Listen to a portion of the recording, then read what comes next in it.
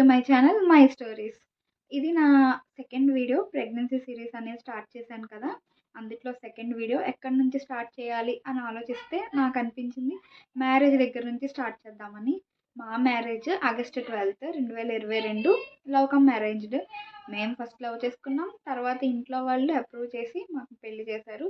So అందరిలాగానే పెళ్ళైపోగానే కొంచెం హస్బెండ్తో enjoy చేద్దాం, కొంచెం టైం తీసుకొని కిడ్స్ని ప్లాన్ చేసుకుందాం, కొత్త ప్లేస్ అది అలవాటు అవ్వాలి, ఆ తర్వాత చూద్దాం అని అనుకుని 1 ఇయర్ పాటు కిడ్స్ వద్దు అని అనుకున్నాం. ఆ గ్యాప్లో ఏం జరిగిందంటే కొంచెం బయట ఫుడ్ తినడం, ఎక్కువ హ్యాపీగా అనుకున్నది అయ్యింది కాబట్టి హ్యాపీగా ఉండడం, ఎక్కువ టైం స్లీపింగ్ ప్యాటర్న్స్లో చేంజెస్ రావడం, వీటి వల్ల ఏమైందంటే నాకు పీసీఓడి వచ్చింది and nearly 10 to 15 kgs weight put on అయ్యాను.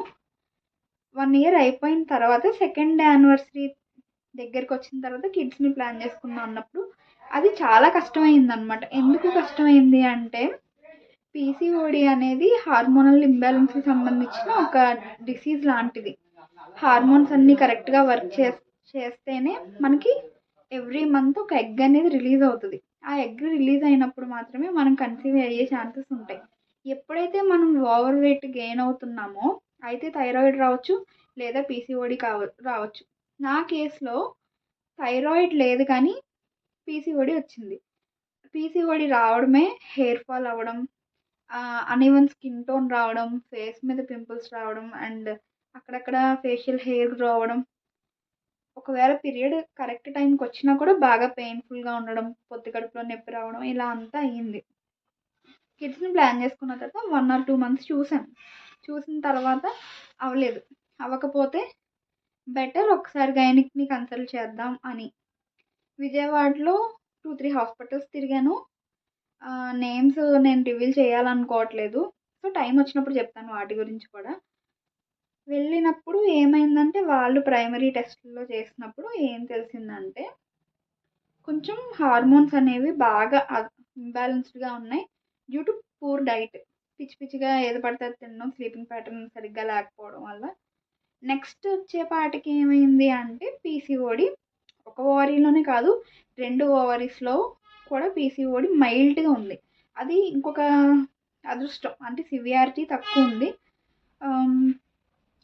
దానికి సంబంధించి ఫస్ట్ స్టెప్ వాళ్ళు ఏం చేశారంటే పీరియడ్స్ని కరెక్ట్ చేసుకుందాం సో దట్ రెగ్యులర్ పీరియడ్స్ అయితే కన్సీవింగ్ ఛాన్సెస్ న్యాచురల్గా ఉంటాయని 21 days స్ట్రిప్స్ ఇస్తారనమాట. మన దగ్గర ట్యాబ్లెట్స్ ఉంటాయి. నేను ఇక్కడ పక్కన ఎక్కడన్నా దొరికితే ఆ ఫోటోని అటాచ్ చేయడానికి ట్రై చేస్తాను. అవి వాడితే మనకి ఎగ్జాక్ట్గా ఒక 1 week గ్యాప్లో సైకిల్స్ అనేవి వస్తాయి.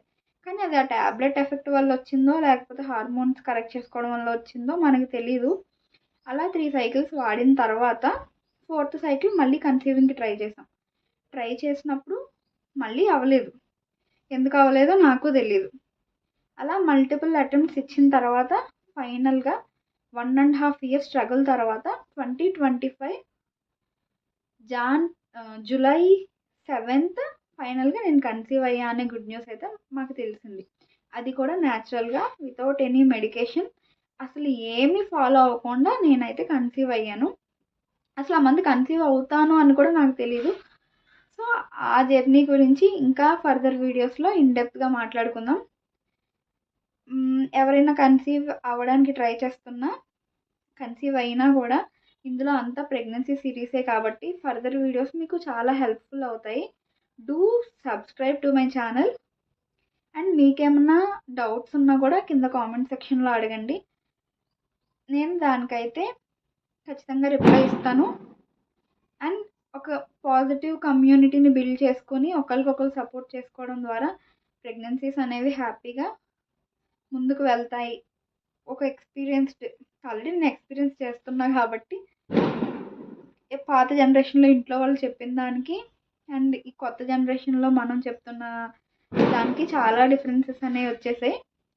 సో ట్రావెలింగ్ చేస్తున్న వాళ్ళతో ట్రావెల్ చేస్తే మన డౌట్స్ కూడా క్లియర్ అయ్యే ఛాన్సెస్ ఉంటాయి కాబట్టి do subscribe my channel and hit bell symbol. నేను ఏ వీడియో పెట్టినా మీకు వెంటనే నోటిఫికేషన్ అనేది రావడం జరుగుతుంది. Thank you so much.